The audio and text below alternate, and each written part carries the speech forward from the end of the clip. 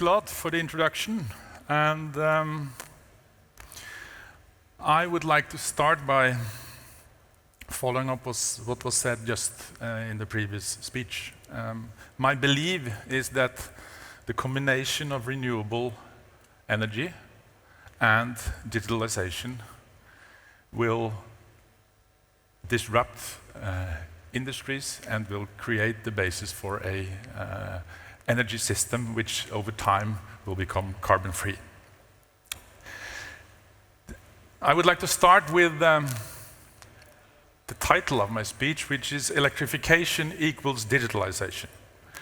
My statement would be that the more we electrify, the more we can digitalize, and the more we can digitalize, the more we can electrify.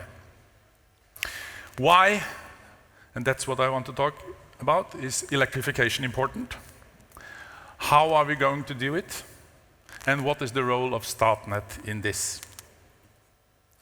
But first, I would like to say that we were 2 times wrong in 2012, and I think the previous speaker was very clear by saying you should not predict the future. In 2012, we made the statement that when we looked at the development of costs for oil on the one side and renewables on the other side, that by around 2025, 1 kilowatt hour of crude oil would cost about the same as 1 kilowatt hour electricity, either produced from wind or solar in 2025. So when we saw that picture, we said the future must be electric, because if you have the choice between 1 kilowatt hour of crude and 1 kilowatt hour of electricity, the choice would be simple. So from that point in time, in Statnett, we kind of took on board the vision that the future is electric. But we were wrong, because the future is today. Today, 1 kilowatt hour of crude costs about the same as 1 kilowatt hour of renewable electricity at several places on the globe. And we were wrong for another reason,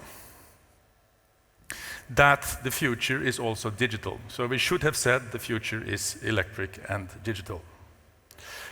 So in that respect, I think you who work with digitalization and we who work with electricity, we are allies in the fight for climate. So why do we think that electricity is so important? Well, take a look at the left hand of the slide. It tells you that we are boiling the planet. In several capitals in Europe, the average temperature is already 1.5 degrees higher than it was 150 years ago. So we have to act, and what can we do? In this Energy Transition Commission, in which I participated, we did a what-if analysis on how can we, in this world which uses a lot of carbon and where the energy system is driven by carbon, what should we do to get down to this level which will reduce the effects of climate change? It's this 1.5 degrees increase of temperature in 2050. Well, basically you have to use energy much more efficient, and you want to start using more and more carbon-free energy. So we have to increase the efficiency. We need to produce much more with much less energy, and we have to substitute carbon types of energy for non-carbon types of energy.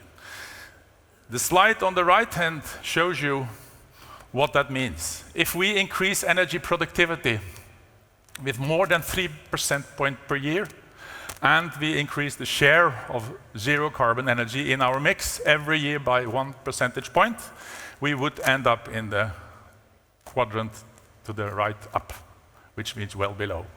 3% increase of energy productivity and at least 1 percentage point on non-carbon energy. And what's the answer to that? Well, that's electrification. If you use 1 kilowatt hour of electricity, you can drive a car 2 times more or 3 times longer than a 1 kilowatt hour petrol. So electricity, to a large extent, we think is the way to go for if you want to reach the goals in the UN Climate Change Commissions.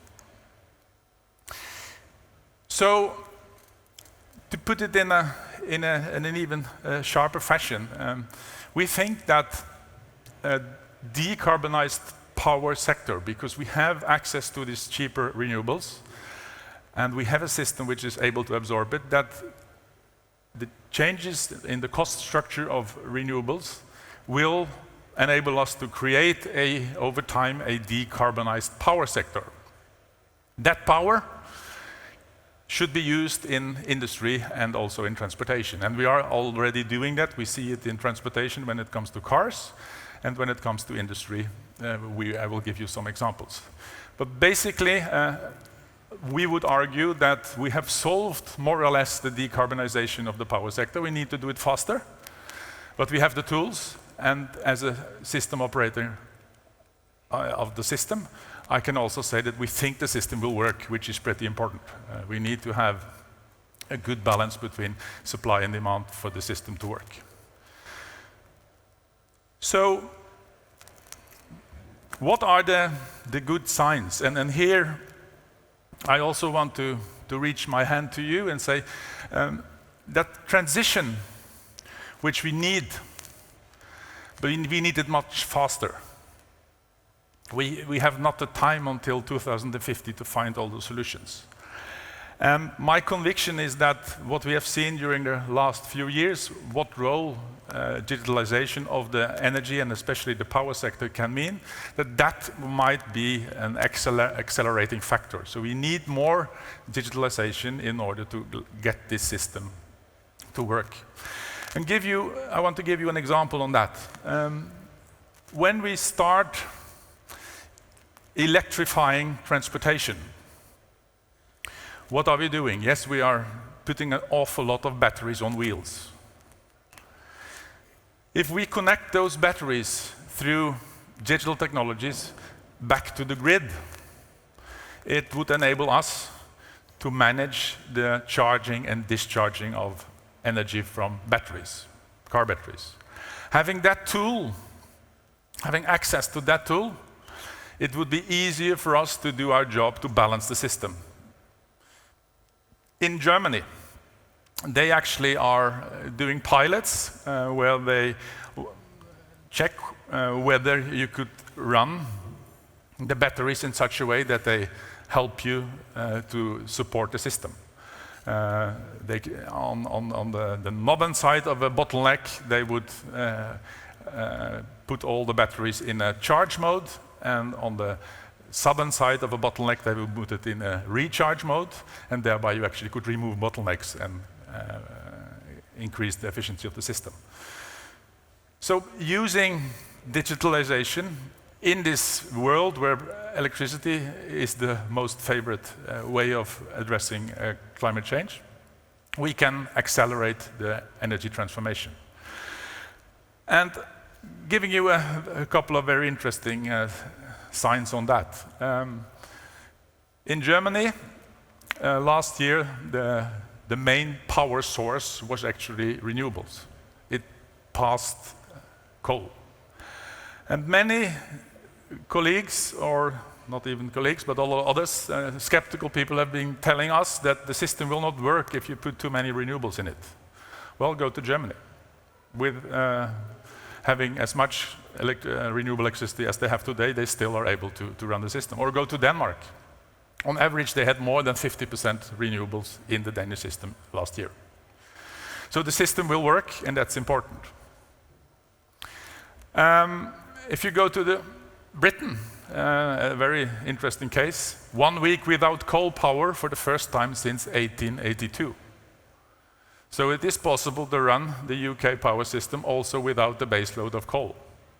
Again, an example that you can use your electricity system in a completely different way, even if traditional sources are not any longer available for economic or other reasons.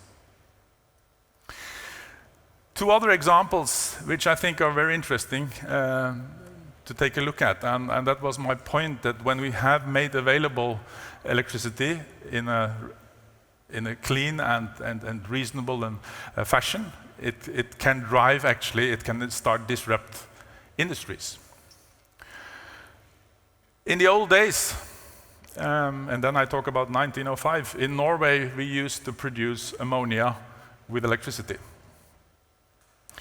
From the 1950s on, when natural gas was discovered and electricity got more and more an alternative value, we started producing ammonia with natural gas. Today, global ammonia production stands for about 1.5%, 2% of the global CO2 emissions because of the use of natural gas.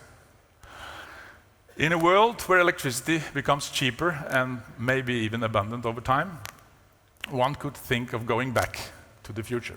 Start producing ammonia with electricity. That is a complete disruption of the value chain of ammonia and fertilizers. And we see one example. Ammonia could be used in shipping as a fuel. And if that is green ammonia, it would completely remove CO2 emissions from shipping. And there are actors now looking seriously at how could we use green ammonia to run ships. Another example of what is happening in the industrial space and how the picture of electricity moving forward and becoming more and more attractive, how it affects value chains. Rio Tinto and Alcoa, they joined the province of Quebec in an R&D effort to develop what they call green alumina. And green alumina means that you produce alumina without any emissions of CO2. And today, I think the average CO2 emissions of a ton of alumina would probably 12 tons per ton alumina, and even if you produce it with pure green electricity, you would still have around 4 tons per ton aluminum. And they think that in the future, customers would require actually green alumina, and they embark on that R&D project. And guess who joins this R&D effort? It's Apple and it is Nespresso. Two consumer companies who apparently think that their customers in a couple years from now would start demanding green products. And to me, that's another very interesting example on how the availability of green electricity starts infiltrating existing value chains and might disrupt them.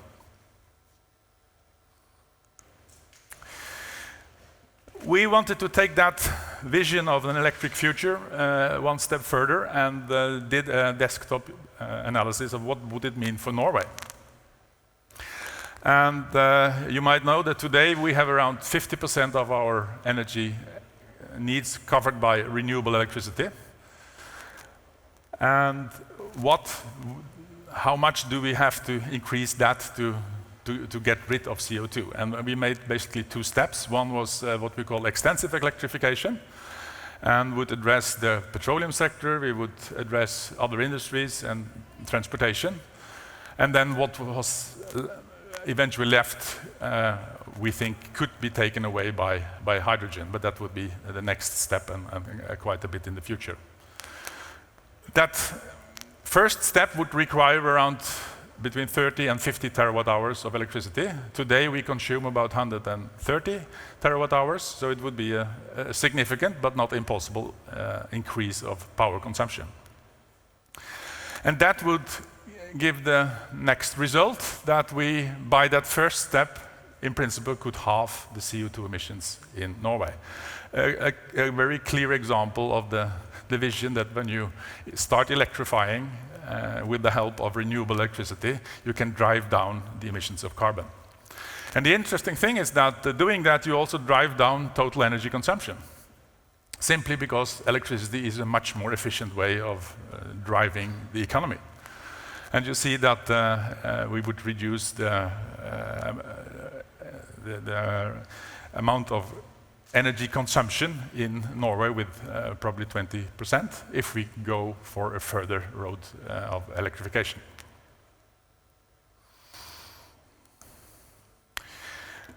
Projecting these changes a little bit more into our home turf, which is the Nordic power system, we see some very significant changes around us, and those changes move faster than they did ever before.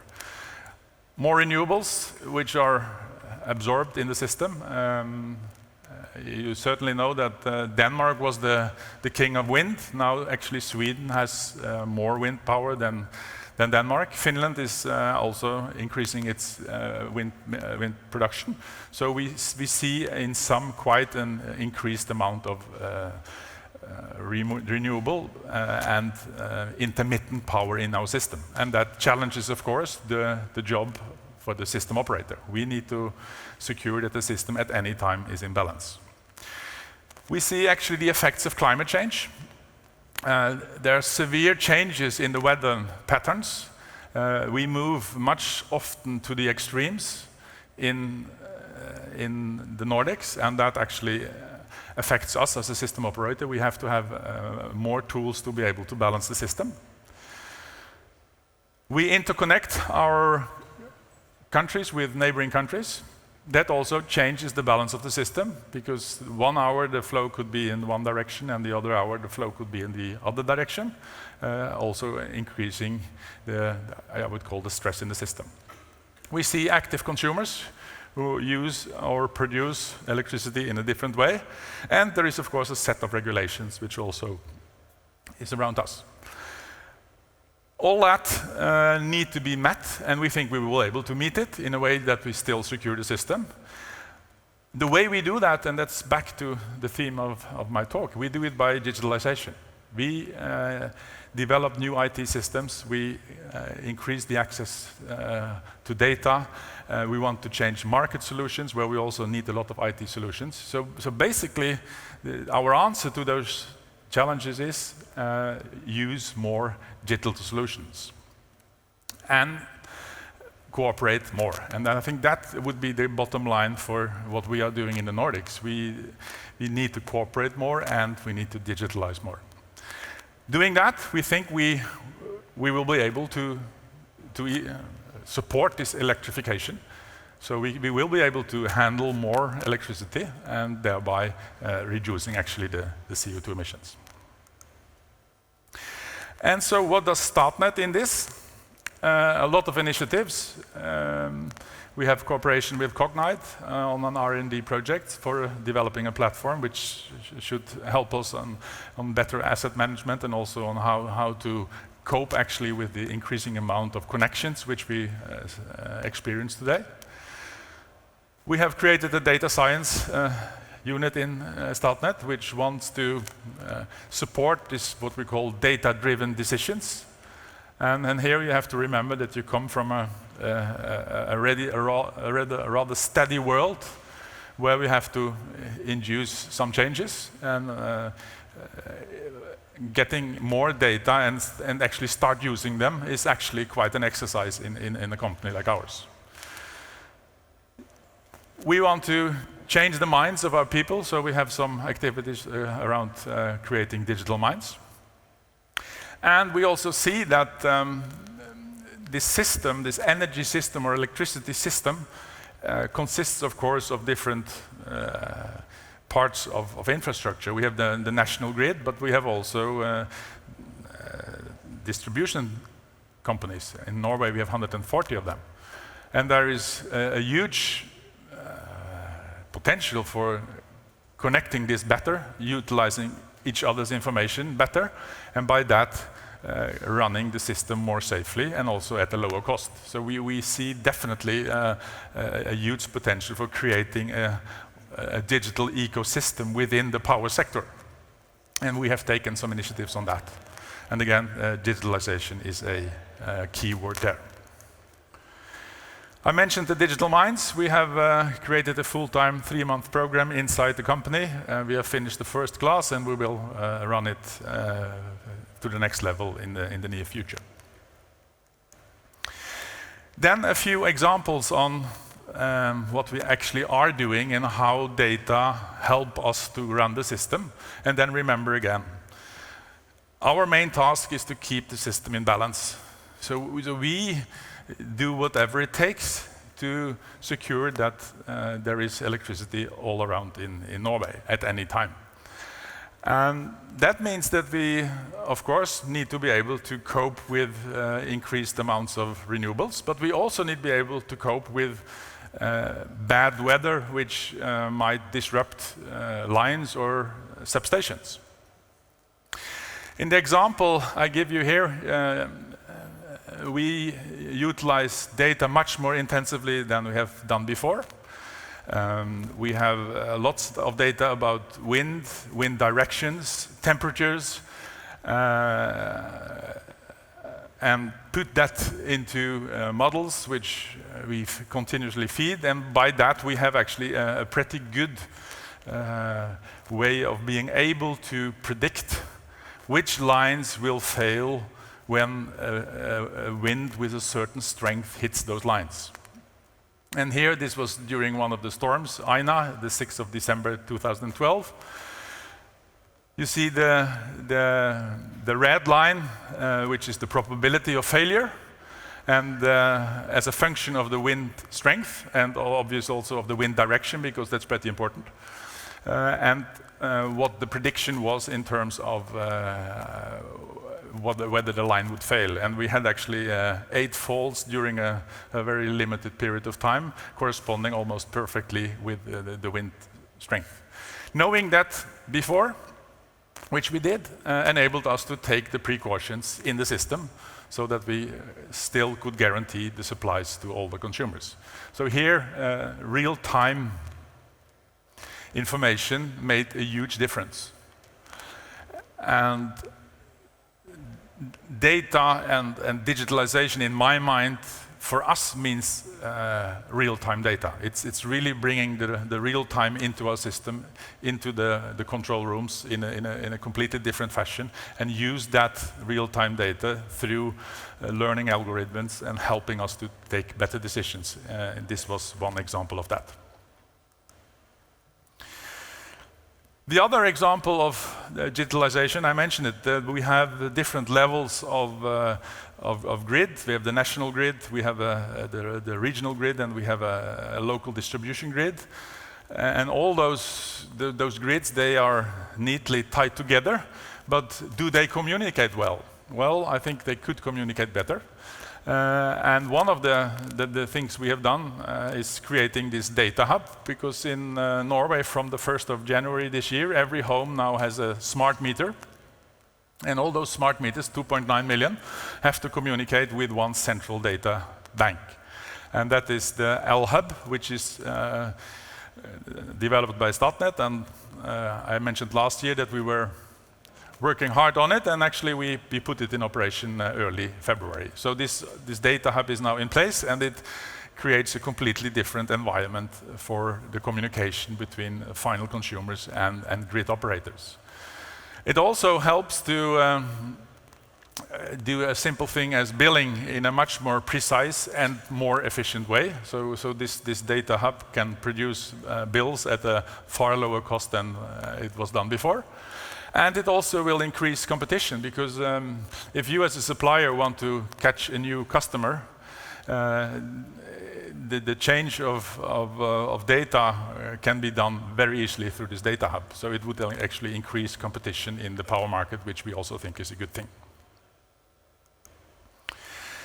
The third example on dynamic line rating. I was very surprised last summer when my people came into the office and said, we have a slight problem. It is so hot in Oslo that one of the lines is getting so long that it is touching the ground or getting very close to the ground. So we can actually not use it, or we have to reduce the capacity for that line significantly, otherwise serious incidents might occur. So temperature, solar radiation, wind and stuff actually affects the capacity which a line at any point in time can have. And we see here opportunities through active use of data to be much more in a much better position to actually define what is the capacity of this line actually at this point in time. How could we use that line? And that obviously helps us to do the big job, which is to keep the electricity in the lights so that the lights are on. So this is another example on how we can start using data and actually apply it in real time on specific lines in our system. So I think I should go back where I started. The future, as we think, is electric, but it is also digital. The main challenge ahead, as I see it, is how can we accelerate this wave of electrification? And to my mind, digital transformation, digital revolution, which we're now witnessing, is an extremely important factor in actually accelerating electrification. And then I'm back there where I started. More electrification means more digitalization, and more digitalization means more electrification. So we are in this together. Thank you very much.